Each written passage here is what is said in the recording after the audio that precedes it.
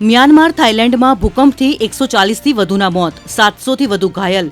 સાંગાઈંગ મેંગટીલા પ્રાંતોમાં સૌથી વધુ અસર, સેંકડો ઇમારતો કકડભૂસ, રસ્તાઓ તૂટી જતા બચાવ અભિયાનમાં અવરોધ.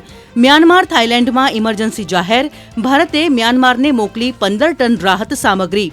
ભારતીય વાયુસેનાનું C-130J વિમાન રાહત સામગ્રી લઈને રવાના.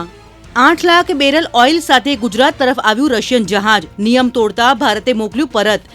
અપૂરતા દસ્તાવેજોના કારણે ક્રૂડ ઓઇલ ભરેલા જૂના ટેન્કરો ગુજરાતના બંદરે એન્ટ્રી કરે તે પહેલા જ જહાજને અટકાવી દેવામાં આવ્યું.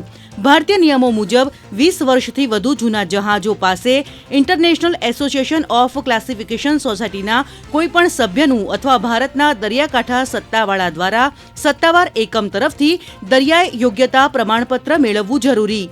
ઇઝરાયેલનો બેરૂત અને દક્ષિણ લેબનોન પર મોટો હુમલો, હિઝબુલ્લાહ આતંકવાદીઓના હેડક્વાર્ટરને ઉડાવ્યું. લેબનીઝ સરકારે તમામ શાળાઓ અને યુનિવર્સિટીઓને બંધ રાખવાનો આપ્યો આદેશ.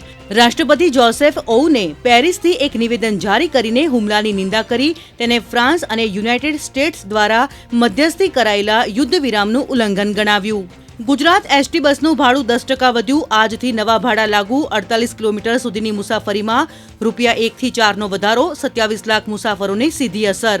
17 વર્ષ બાદ આરસીબીએ સીએસકેને 50 રને હરાવ્યું. બેંગલુરુએ પ્રથમ બેટિંગ કરીને 20 ઓવરમાં 7 વિકેટના નુકસાન ઉપર 196 રન બનાવ્યા, જેના જવાબમાં ચેન્નાઈની ટીમ 20 ઓવરમાં 8 વિકેટના નુકસાન ઉપર માત્ર 146 રન જ બનાવી શકી.